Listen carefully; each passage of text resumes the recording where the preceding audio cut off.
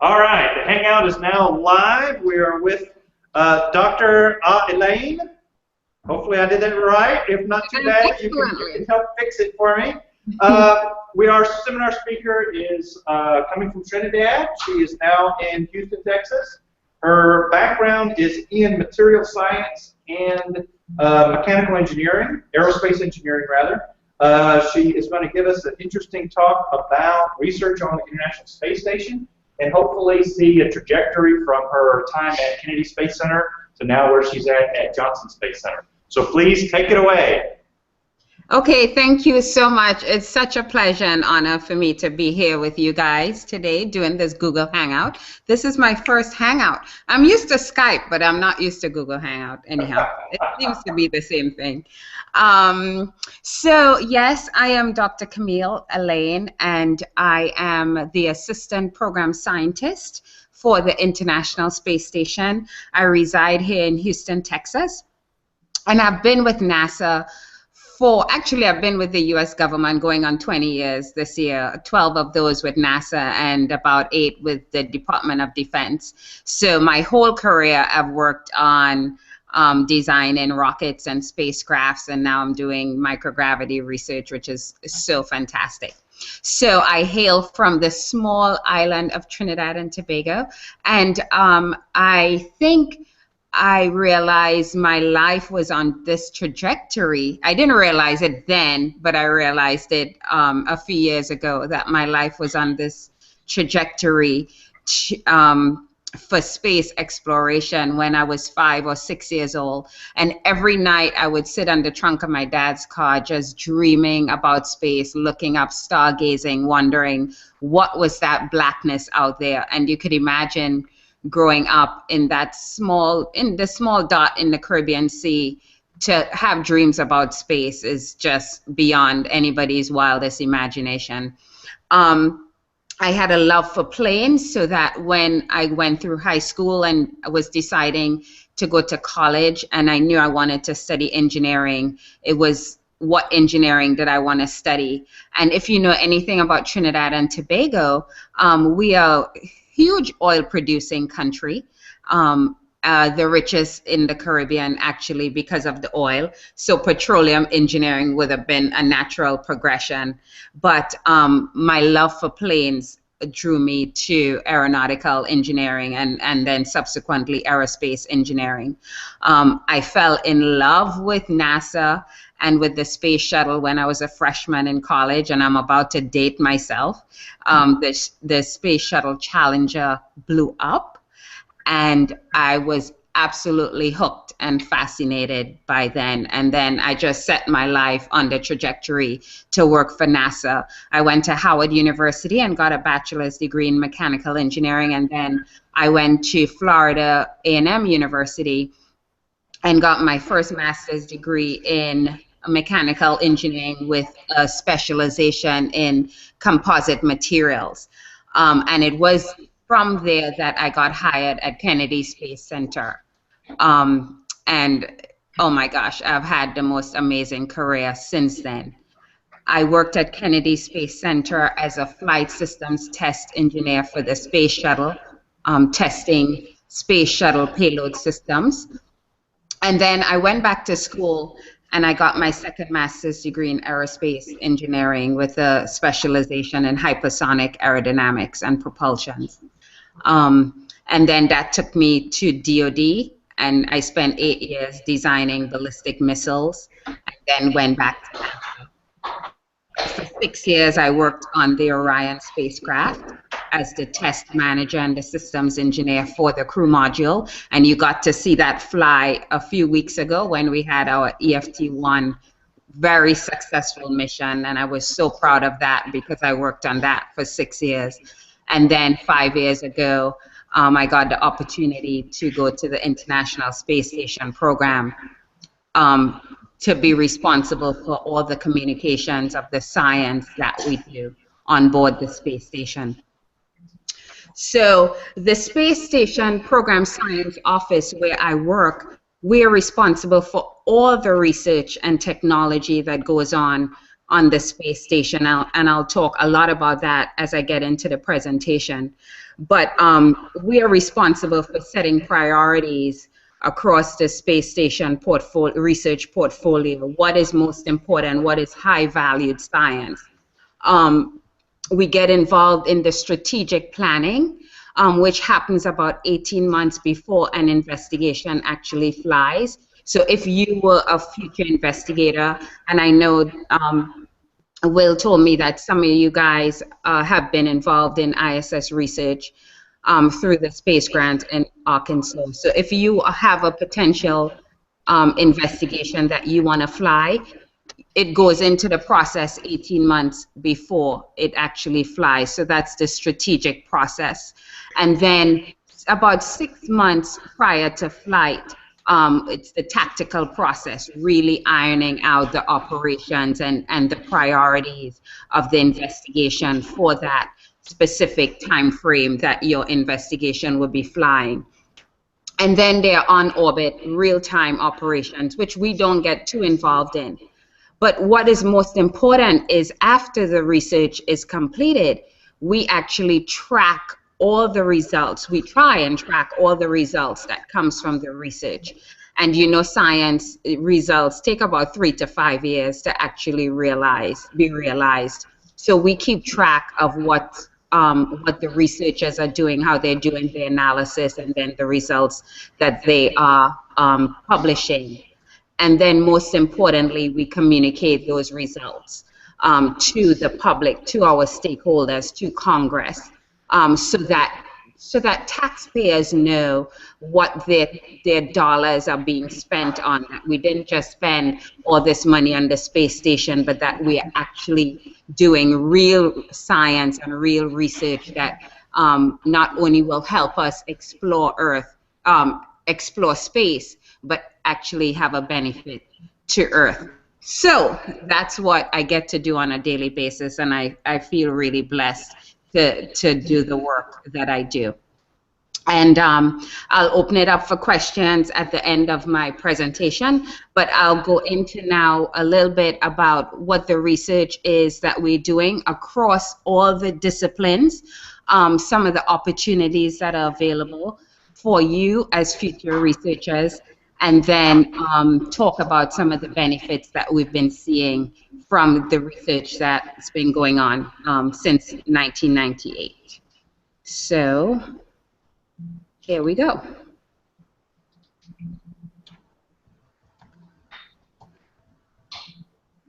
Could you see the presentation? There it is, right? Just yep. Popped out. Fantastic.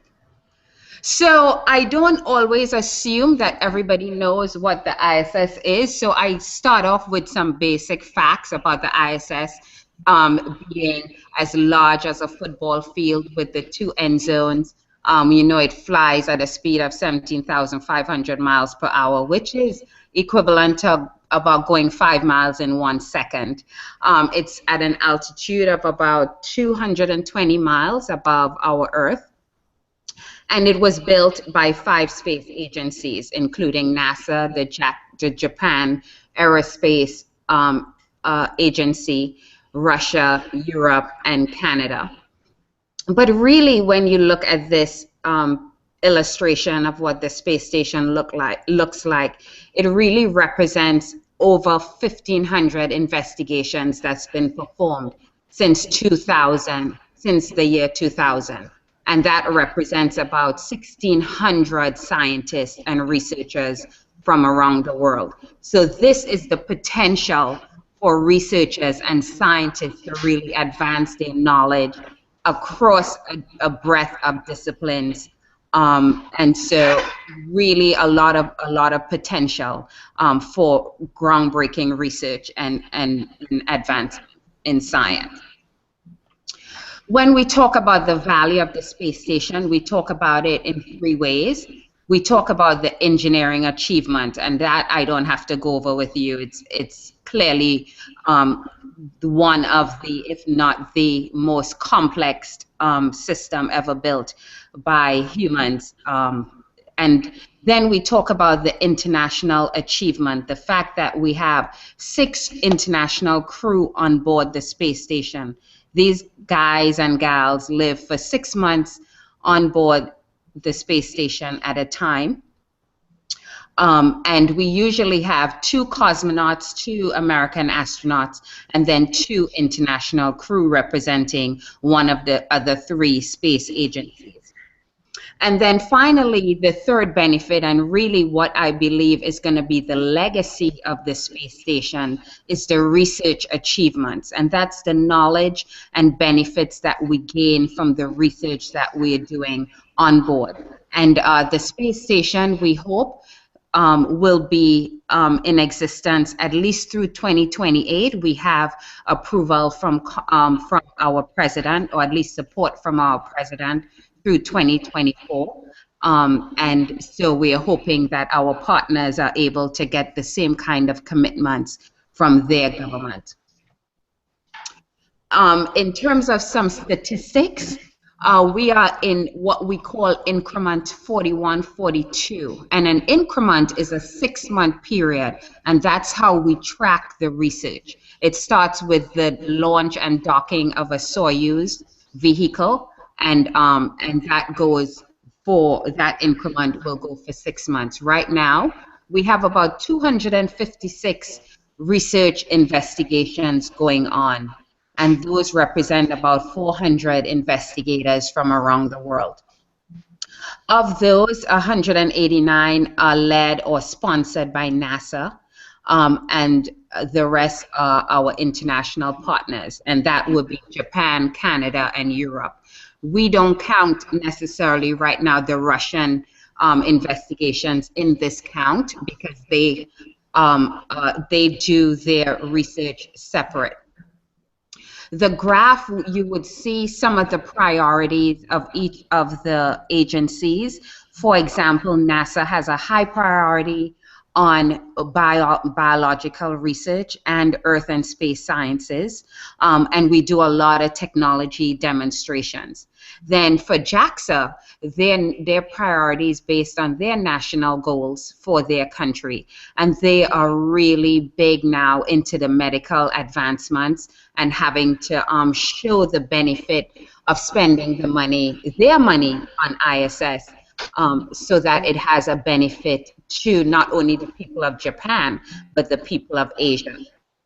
And then ESA kind of has a split between human research. They have a high complement of human research and technology. And then CSA is very focused on technology. A lot of the robotic technology they are involved in. Of course, they have given us the robotic arm, both for the shuttle and the space station. So that kind of shows you some of the priorities of each of the space agencies. And as I said, to date, we've had over 1,600 investigations that have flown since the beginning of space station. So we are always asked, and this is an important question for future researchers, how does research get funded on the ISS? And so, oh my gosh, I'll try to break this down for you because it's a little complicated. So you see that pie chart. 75% of that pie is NASA-funded research. So what I would say is 75% of the utilization of the U.S. operating segment, which is U.S., Japan, Canada, and Europe, 75% of that is utilized by the United States, by NASA. The other 25% is split among the partners, not evenly. JAXA has 12%, ESA has 8%, and CSA has 2.3%. And those were just the barter agreements that were made before the ISS was built. In terms of the 75% of utilization, half of it is dedicated to NASA-funded research, and that would be research that supports the mission of NASA, which is to explore space. right? So that type of research will be funded by our Science Mission Directorate and our Space Technology Directorate and our Human Exploration Directorate. And then the other half of that is sponsored by CASIS, which stands for the Center for the Advancement of Science in Space.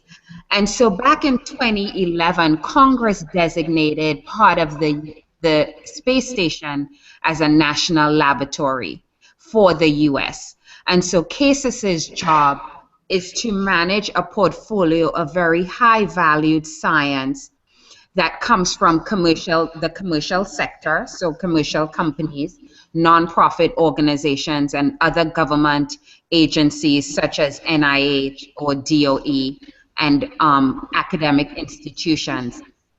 And they manage that portfolio solely for the benefit of the US. So that is how funding is split out. So if you were a university professor, for example, interested in doing an investigation on ISS, you would go through CASIS and they would be able to facilitate that research on board. And then you have that other pie, which is 100% of the Russian research, which is a little separate from the US operating segment. Okay. So what are some of the goals for the space station from a national and American perspective? Well, one is to advance the benefits to humanity through research. So that is where the national lab comes in, that the research we do has a benefit to our lives here on Earth, improving the quality of our lives here on Earth. Secondly, we want to be able to enable the commercial demand in LEO. We call LEO commercialization. And what that means is we know the life of the space station is at least through 2024, and hopefully we can get approval through 2028. But we are pretty sure we won't be getting to Mars in 2028. So what happens between the end of the life of space station and the time that we are ready to go to Mars? We need to have some kind of presence, continued presence in low Earth orbit. And so we see the space station as really that platform that will enable commercialization, enables companies, small companies, startup companies to find a business model in investing in space commerce. And then, of course, NASA's mission is to explore our solar system. So the space station is also a platform that allows us to test technologies that will enable us to go beyond low Earth orbit. And then with the international crew and the international partnership across the world, it serves as a basis for human spaceflight exploration partnerships. So those are really the 4 goals we see of the space station and its research. The disciplines that use the space station are multitude in nature. First, we have facilities that could do biology and biotechnology research. Of course, with humans on board, we do extensive human research. We use the lab to do research in the physical sciences. And then it's a platform where we could demonstrate and develop technologies that would help us further explore space. We also use the lab for Earth and space sciences, but the lab, these disciplines don't need the microgravity environment, but they use the lab because of the data and power capability that it has and it provides. So the instruments you find that are deployed on the external part of the space station is really there because they're able to use the data, the power, and the thermal capability of the space station. And then, because of the presence of astronauts, you know, kids are really inspired. So we use the platform to engage kids in their studies of science, technology, engineering, and math. And so kids get to design experiments that fly on board the space station, and we've found really engages them more fully in their STEM studies. So why microgravity research? Well, what we know is that every biological, chemical, and physical process that we understand happens under the influence of gravity. And so what happens when you take that gravitational constant out of the equation? It really advances our knowledge in those areas and allows us to understand more fully what we thought we understood being here on Earth. So the platform serves as that opportunity for scientists to advance their knowledge. In the physical sciences, because there's no density-driven convection, you find that how water flows, how fluids flow in space is really different from how they flow on Earth, and how flames actually combust in space is really different from how they combust in Earth. So we tend to learn a lot about combustion, how fluid flows in designs of spacecraft significantly from this type of research. And then from a human research perspective, we know there are severe adaptations to spaceflight. Very recently, actually in the last 2 years, we found out that astronauts who spend a long duration on the space station actually have vision loss that is permanent, or vision, I should say vision degradation that is permanent.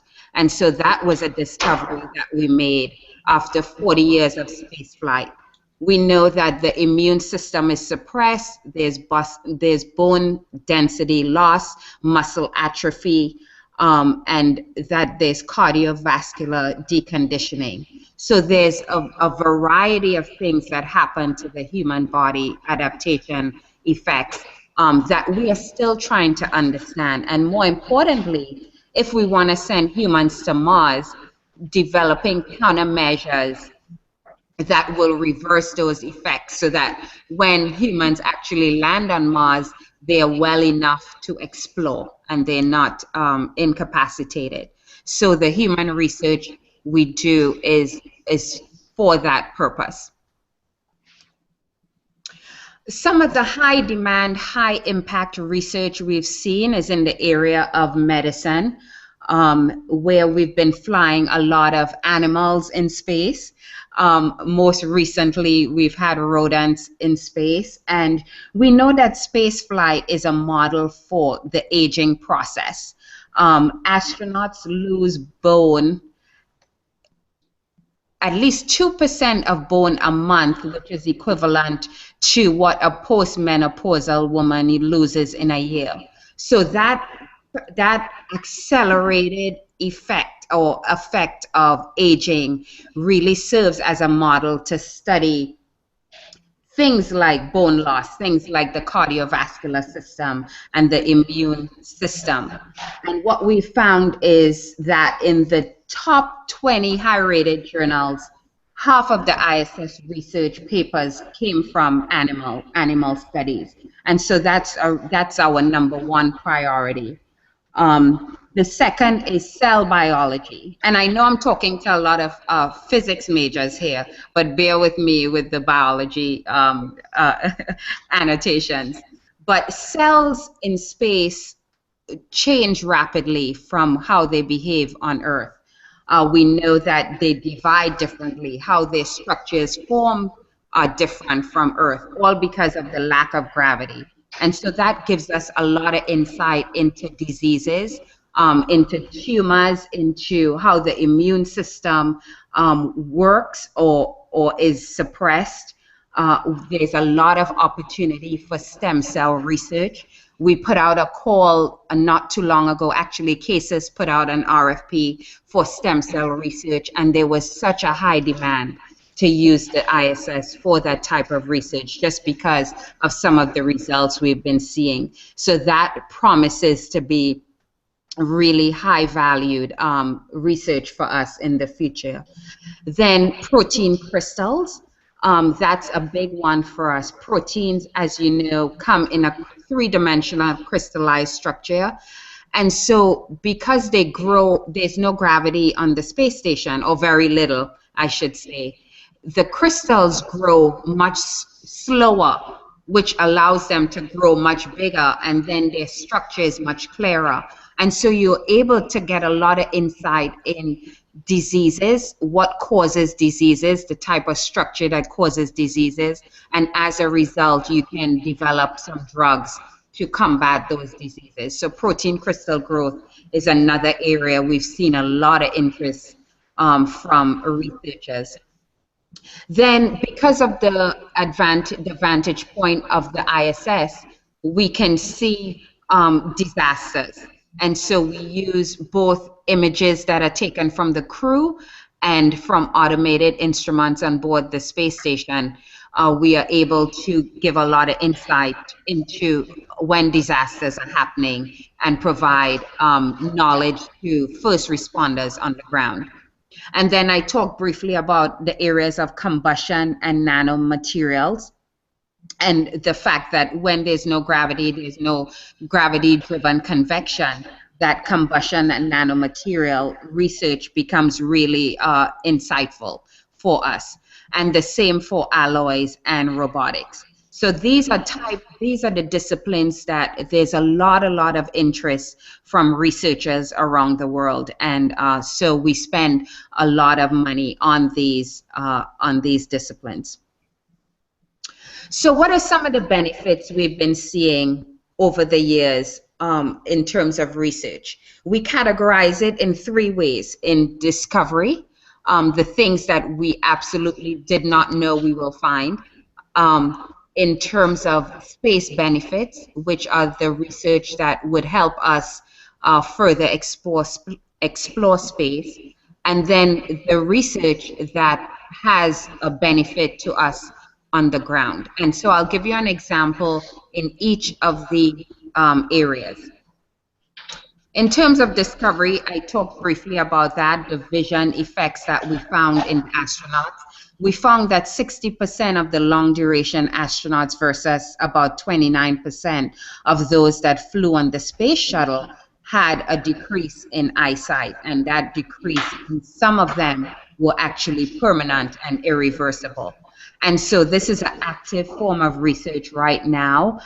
They're looking for the root cause of what is causing the decrease in eyesight. We know that when there's no gravity, fluid flows towards the head, and so there's a lot of pressure put on the back of the optic nerve.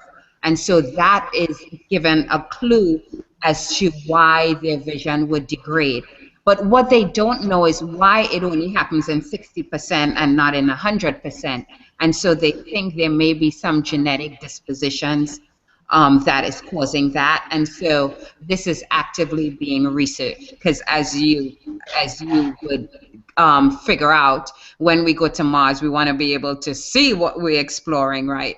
And so it's really important for them to understand what's causing these vision losses. I talked a lot about combustion. In one of these investigations, there was a discovery with this flame extinguishing experiment. They used a heptane droplet to grow a flame, which was extinguished, and they thought the process was done. But what they didn't realize was there was still a secondary or second stage of burning that was happening that they did not at all anticipate. And what they call that the cool flame, because it was burning at about 800 degrees Celsius versus the 1200 or 1500 degrees the first stage was burning. And so for the researchers, that was insight into how we could develop more energy efficient engines, reduce pollution here on Earth, So this was a major discovery for the researchers last year. And then for the physicists in the room, there's the alpha magnetic spectrometer, which is the largest particle physics detector we have existing now. To date, it's been on the ISS since 2011, so we're going on 4 years. It's got over 50 billion hits of cosmic rays, or observations, they call it. And what they're looking for is the evidence of antimatter. This instrument is 3 times more sensitive than the first alpha magnetic spectrometer that flew on the shuttle about 12 years ago. So it's able to detect the helium and anti-helium flux. They're also looking for evidence of dark matter and dark energy, and trying to detect strangelets. So I know you guys are probably more versed in this than I am, but this is very exciting for us in terms of the space astrophysics discipline. And next year, we're going to have an instrument that was developed by JPL, the Jet Propulsion Laboratory, called Cool Atom Lab. And they are going to try to create the Bose-Einstein condensate particles. And so all those who are interested in that type of research would have an opportunity probably to submit proposals against this laboratory. It will be on the space station, I suspect, through the end of life. So there'll be a lot of opportunities for astrophysicists to be able to submit research towards this instrument. And then in the area of exploration, we study materials and how they endure long duration exposure to the vacuum of space, to atomic oxygen, to the temperature differentials that they will find. And as a result, we were able to identify materials that actually is part of the Mars Curiosity now. It's a coating that's protecting the critical power unit of the Mars Curiosity. And that is a result of this long duration materials research that we've done on board the space station.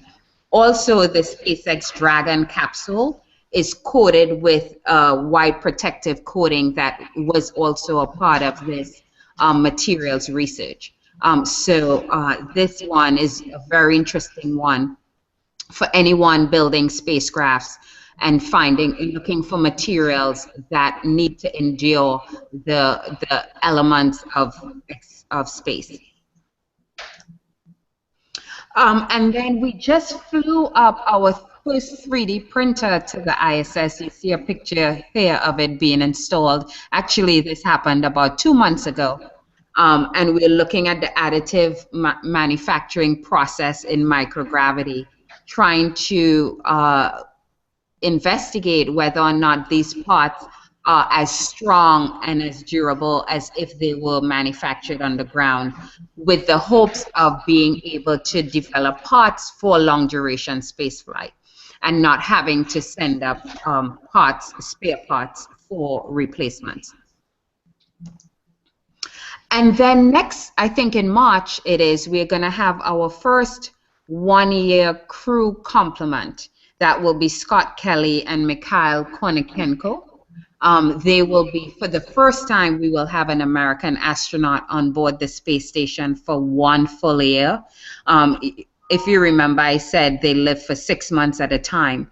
So what we're really interested in, of course, is if we're going to explore Mars, what happens if you are in space longer than 6 months? Does bone deteriorate at the same rate as the first 6 months as it would after that? Would your muscles atrophy? What are some of those adaptation effects that will happen beyond 6 months? We just don't have the data to provide insight into that. And so Scott and Mikhail will be our subjects for a 1 year duration of space flight. And so we are really excited to get the data. I don't know how excited they are to be on the space station for a year, but yes, they will be launching in March, and so it's very exciting. And then since Scott has a twin brother, Mark Kelly, as you know, we are doing this ancillary investigation of the twins and the genetic makeup of them. One, what happens to the genome, the human genome, in space versus, his identical twin on the ground. And so scientists from both from NASA and places like Stanford University will be involved in that study. So very exciting research coming up. And then I talked about benefits for humanities, and this is some of the research that we found that has a high benefit to improving the quality of our lives here on Earth. We found it in the area of health, human health, in the area of disaster response and our observation of the Earth. Most recently in the areas of space commerce, and then in the area of education. And I'll give you a couple examples in each of those areas. In the area of health, of course, I talked briefly about protein crystals. And this is a concrete example of where a protein that was attributed to a disease called Duchenne's muscular dystrophy, which is a type of debilitating disease that debilitates boys. 1 in 3,000 boys by the age of 9 years old, they are wheelchair bound. And these scientists identified the protein that caused that disease. But they also, at the same time, developed a drug, an inhibitor that retarded the disease.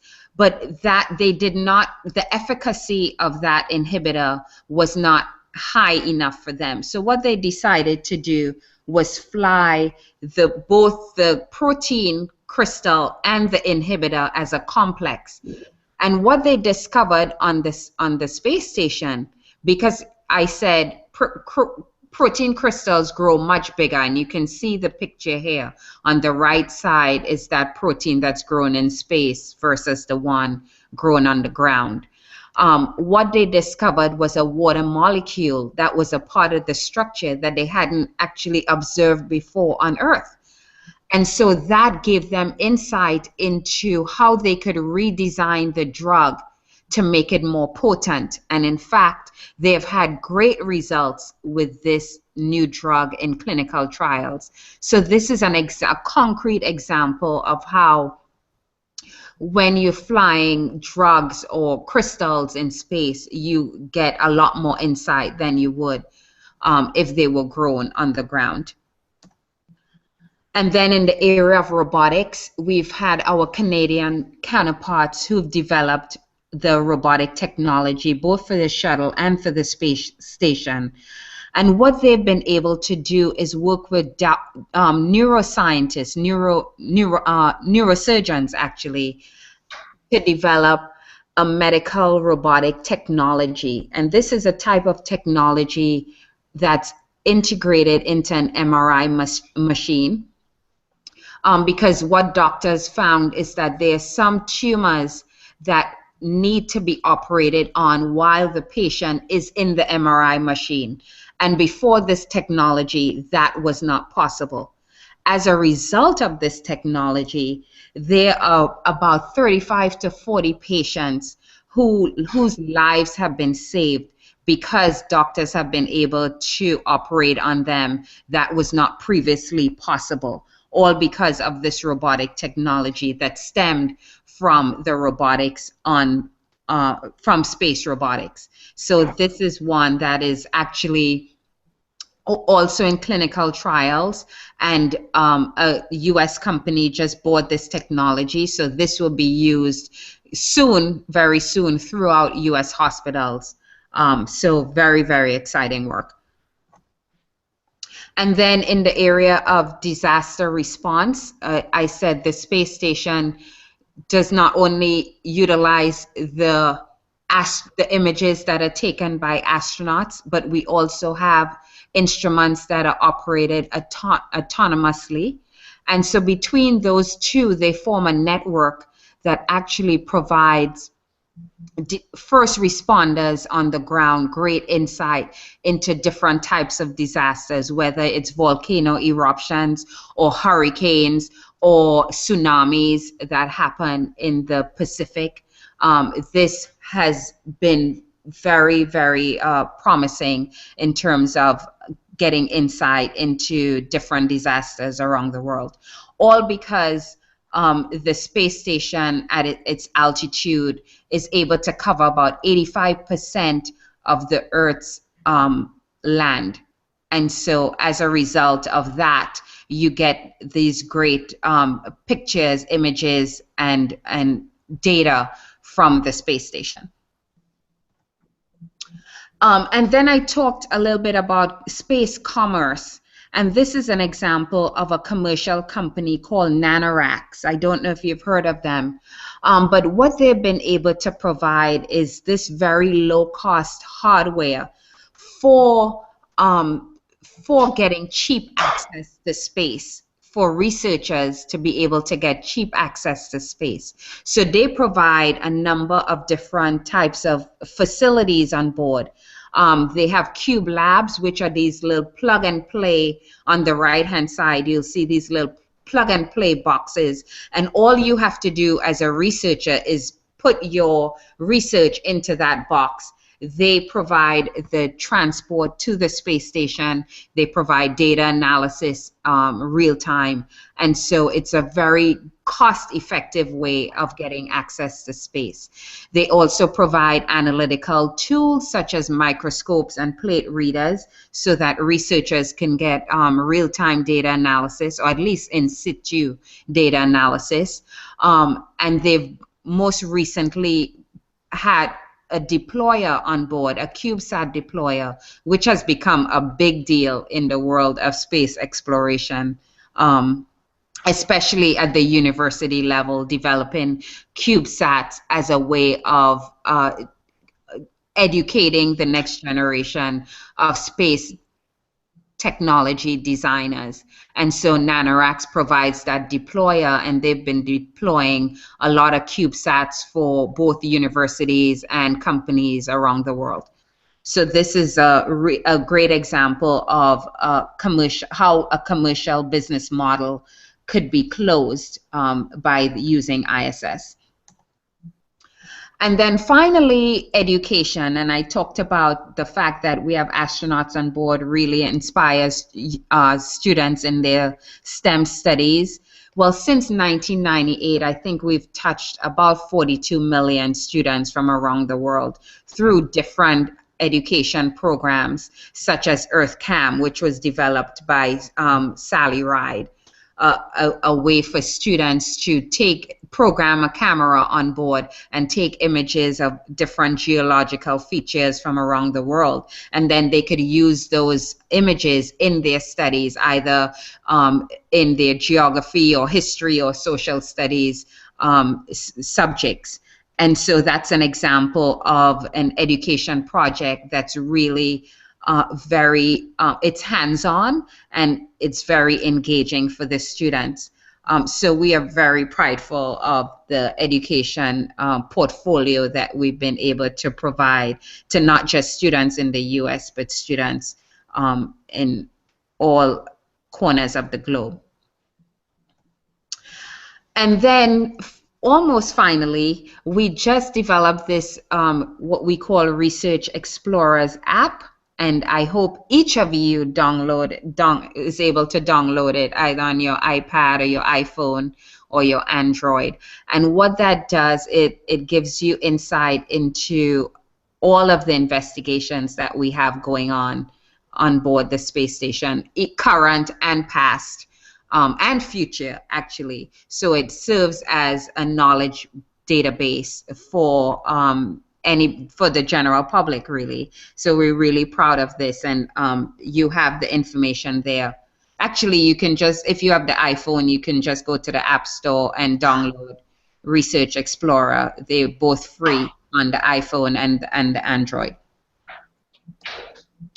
And then we have this Benefits for Humanities book that we published a few years ago that tells stories of all the different experiments that have benefit to us. I talked a little bit about a few of them, but there's a whole book full of them that's available, and we're coming out with a new edition actually in a few months.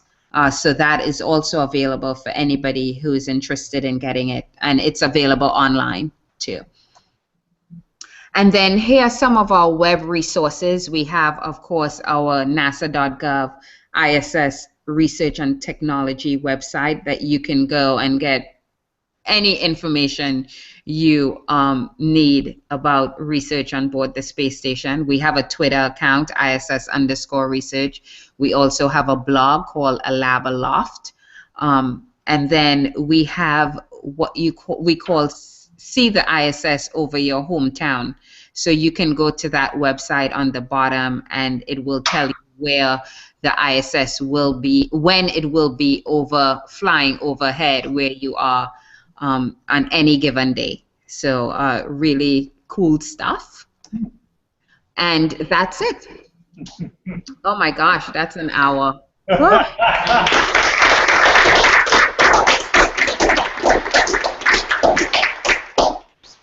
All right. Thank you very much. That was a lot of information. All right, let's throw it open to questions. Does anyone here have a question for speaker? Jordan? Come into the light. Step into the light. Hi. Hi. I wanted to ask why the Russian space agency, why they are so separate from everyone else in the space station? Because how the agreement was when we first started assembly of the space station, or actually the design for the International Space Station. There have been many versions before that. But the international part brought the Russian segment along with the US complement. And so from the beginning, they were always separate. I don't know if you remember when the first Mir was up and it came to the end of its life. That was also the time of the end of the Soviet Union and the breakup of the Soviet Union. And so there was no one country that owned the space station, the space program anymore. And so the Russians wanted to put up Mir 2, but they didn't have enough funding. And then we wanted to do our space station Alpha. This was back in the Clinton era, Clinton administration, and we didn't have enough funding. So what we decided to do was come together and do the International Space Station. But the Russian part has always been separate from the US part. But actually very recently we've been changing that. We started to collaborate with them, with the Russians, on the research. One of the limiting resources we have on the ISS is crew time. There's just too much to do and not enough crew time to do it. And so what we've cleverly been able to do is work with our Russians so that some of their cosmonauts are able to help us with our tasks, so that it frees up our astronauts to do some of the other things. So now you're starting to see us really work together in terms of research, and then the one-year crew is going to be very much a collaboration between Russia and the US. Thank you. You're welcome. All right, John? I'm talking about the health of the astronauts on the ISS. What kind of health risks do they have from high energy particles that aren't typically blocked like we have here on Earth? So from radiation, right, specifically. So if there is, say, a solar event, a severe solar event, they've had a couple of those in the past, they would use the Soyuz as a kind of shielding for them from those high energy events. And there's some places on the ISS that can provide shielding, but for the very severe ones, they use the Soyuz as that way of shielding them from the radiation. But they're not ever totally shielded from the radiation just because we're inside the radiation belt. So you would find that there is a monitor that keeps track of the amount of radiation dosage that each of the crew members are exposed to.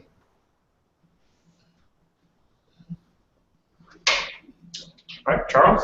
I do a lot of work with just various high schools and middle schools, and I was wondering, how can I get them involved inside the education programs? Like, is there a process, a website to go to? Or? Yeah, so we have a website for students and for educators on nasa.gov. So if you go to that website, I told you nasa.gov/ISS Science, it will take you to a specific website for educators, and it will list all the active education projects that we have going on, especially for middle schoolers. The EarthCam 1 is an example. NanoRacks provides, they have a very extensive education program for high schoolers, where high schoolers could send up biological experiments, and it fits into the NanoRacks little, what they call them, the mix sticks. And so that they've reached hundreds of high school students through that project. And so all that is listed on our website. So you'll be able to get that information there for sure. Thank you. Okay. Any other questions? Lucas? So you said that the funding is hopefully going to be pushed for the space station through 2028, and that commercial companies were going to be able to maintain a low Earth orbit presence. We hope so. So I guess, and then we're just obviously we're having plans to go to Mars, but so we have nothing in the works as far as like a NASA thing to maintain a low Earth presence. We're just gonna. Not now, because there's just not enough funding to do two of those things, right? I mean, to have a continued presence in low Earth orbit really prohibits us from developing advanced technologies that would allow us to go to Mars. So there's no way for us to do both.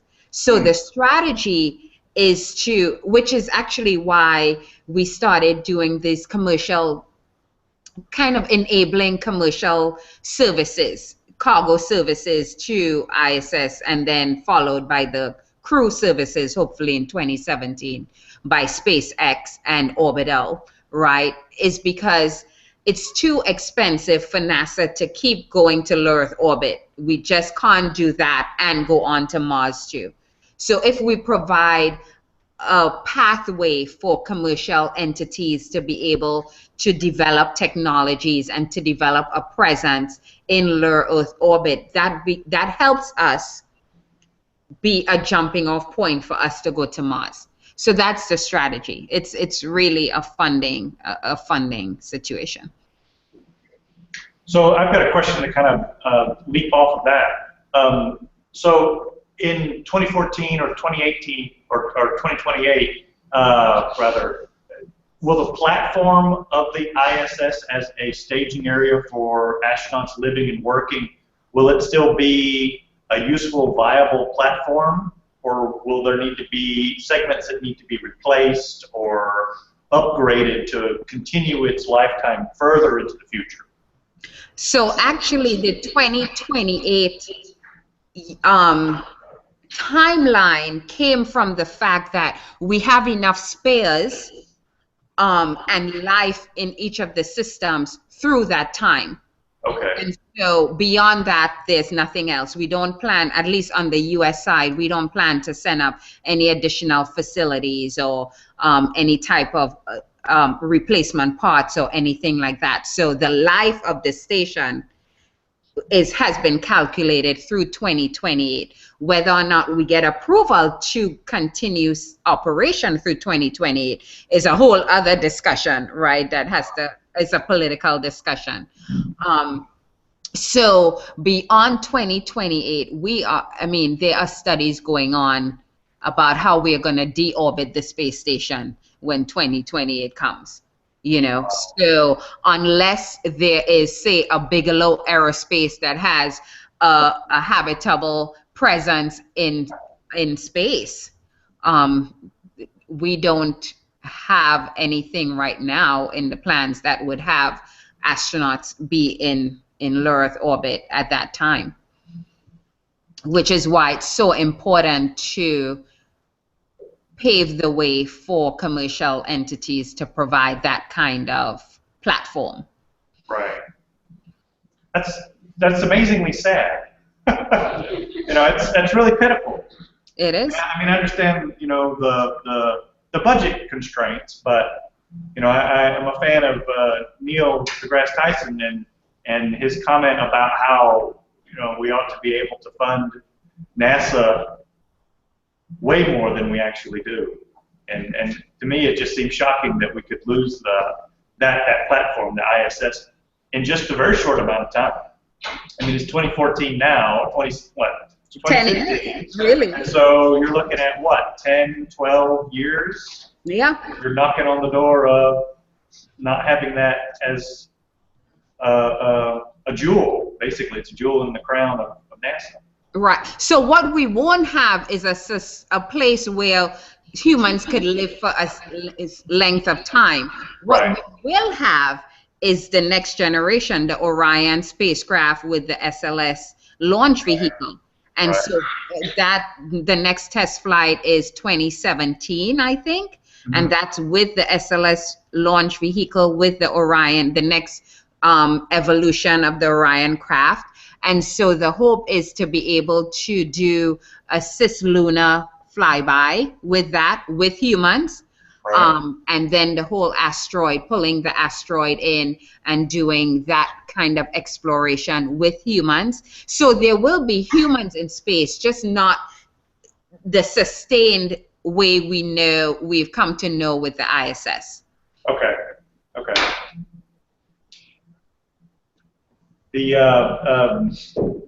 The public outreach that the astronauts that are on the space station, I've noticed that the American and the ESA astronauts are very good about using social media to really communicate with the public at large.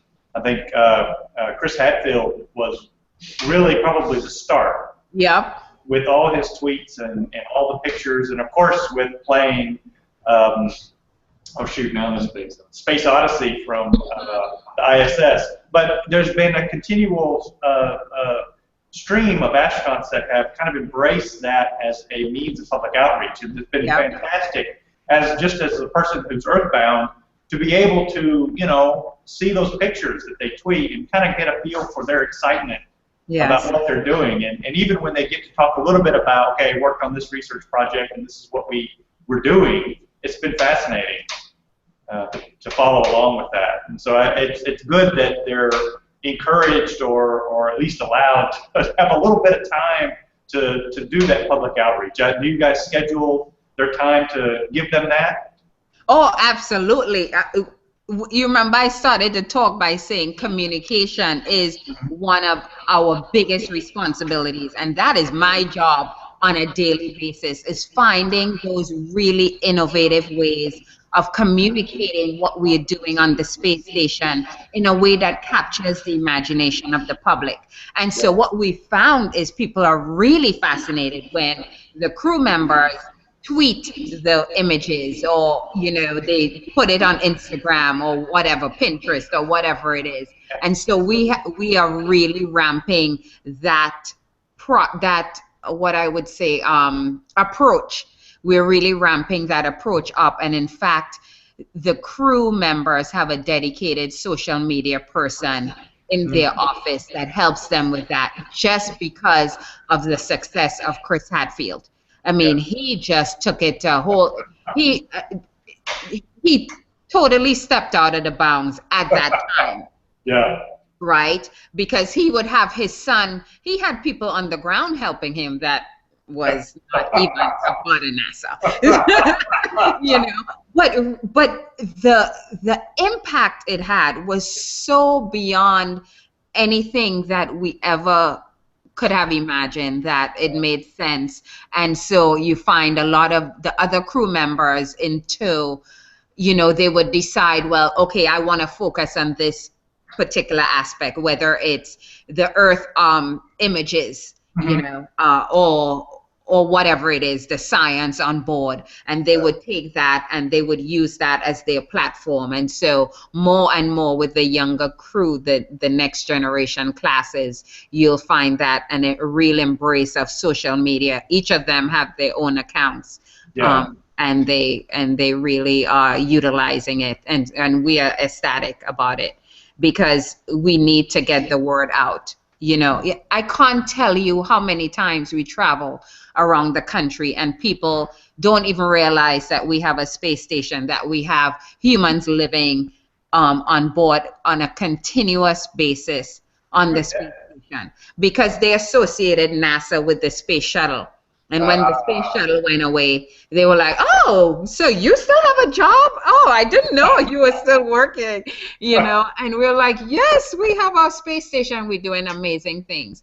And so the astronauts and their impact and their reach really, really helps us communicate in a very effective way the great things that are going on the station.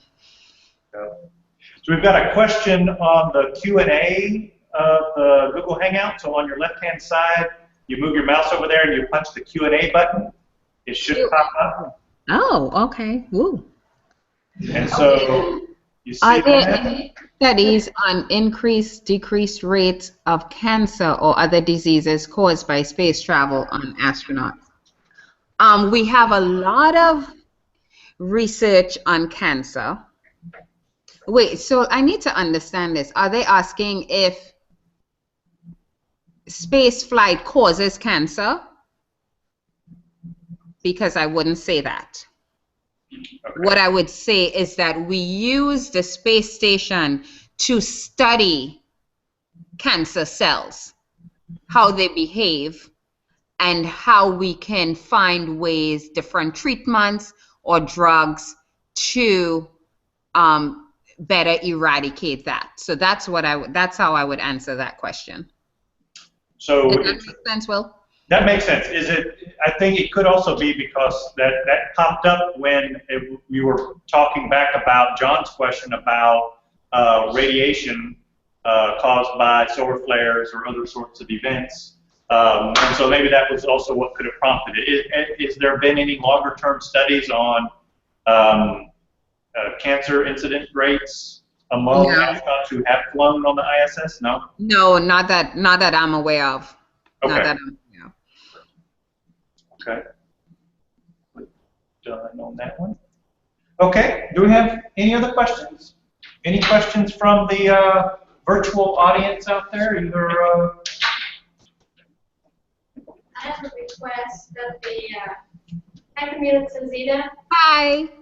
I have a request to get that research app for Windows Phone. Oh yeah, we've heard that comment before. What happened to Windows? Actually, I think they're working on it. I think they're working on getting it on Windows, but for right now, it's just on the Apple and the Android, unfortunately. We got that. I got that question before from somebody else too.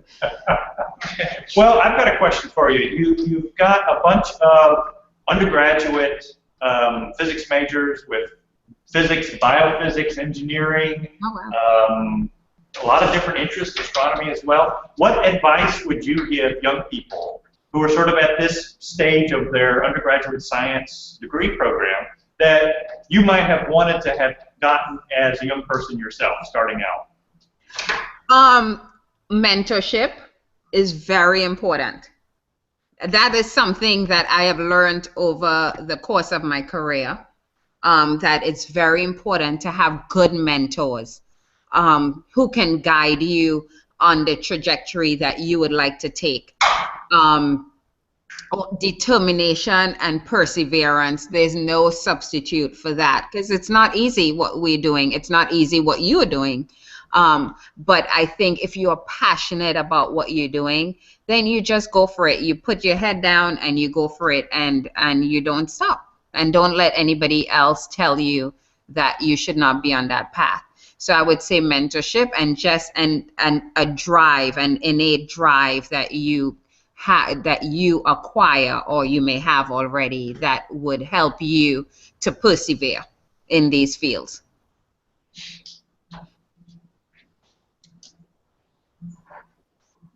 Nose down, study hard. Look for good mentors, listen to good mentors. And challenge, and don't be afraid. Have the courage to challenge the status quo. That I think more than ever is so important now. You hear the word innovation or being innovative. Yeah. It's really true. Especially if you come into kind of the field that I'm in and working at NASA, you find that, money is a limiting resource. Yeah. But we still have the challenges that we want to solve, right? And so how do we find the most innovative ways that are also cost-effective ways to overcome those challenges or to solve those problems that we like to solve? All right. Speaking of money, I don't know if I'm sure you have heard about NASA's recently announced CubeSat contest, the one where they're awarding $3 million of prize money for all those different individual contests. And my brother and I are like really looking into it. We're gonna try to make one. So have you looked into CubeSats much? I don't know if that's your realm of research, but is that something that you're interested in? I am very much interested in that from the standpoint that it is low cost, low risk. It is a great test bed for educating the next generation, right? So no longer do we have to develop these really high cost, sophisticated satellites, but we can really use these mini sats, CubeSats, nanosats as a great education test bed. And a good commercial business model. There are a lot of little startup companies, Planet Labs, for example, that have closed their business model with CubeSats. And so for a young person, if you're interested in entrepreneurship, it's a really great way to go, just because it's low cost. And there are quite a few venture capitalists out there that are willing to invest in space. This space commercialization, it is the time. If you have the entrepreneurial bent to you, the time is so ripe for that now. So I would say go for it, absolutely. To play off of that, Harrison, there's an educator in the state who has a grant through the Arkansas Space Grant Consortium to fly little balloon sats. So what this educator does is get a large high-altitude helium balloon and coordinate with undergraduate students and high school students to design small payloads that then fly on the high-altitude balloon, and it goes up to the edge of space, basically. Exactly. So what you could do is, if you want a starting off place to design something that would be a little bit easier to get in on the ground floor with, that might be a good opportunity for us to come up with a project and do that way. It builds the expertise to then get to designing a CubeSat farther down the road. Exactly. And it's a lot like the sounding rockets also. Right. The same kind of concept. So absolutely the right thing. But I would tell you it's a lot easier now to get your CubeSat deployed from the space station. It's really, we have 3 deployers actually on board the space station. One is the nanoracks that I talked about. One is called Cyclops, and that is a deployer that does irregular shaped deployers. So not necessarily the cube, but if you had a big round ball or something, it has the capability to deploy non-traditional satellites like that. But it's a big deal. And the other area I'm interested in from a CubeSat perspective is the fact that developing countries could get into space now by pursuing CubeSat technology development, because it's low cost, low risk, a great proving ground, great education platform. And so I'm really excited about that too. Do we have any other questions? No, well, let's give our speaker a round of applause.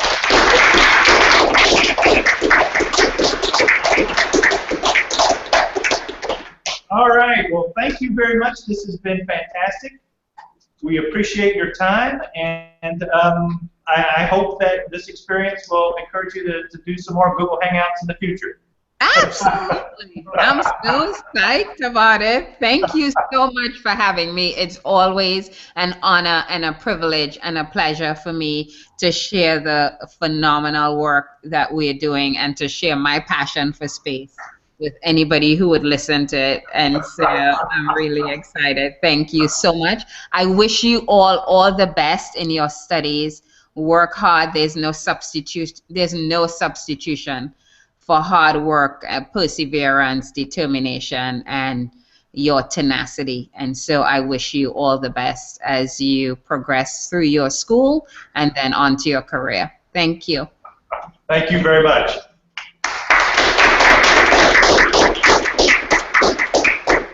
All right.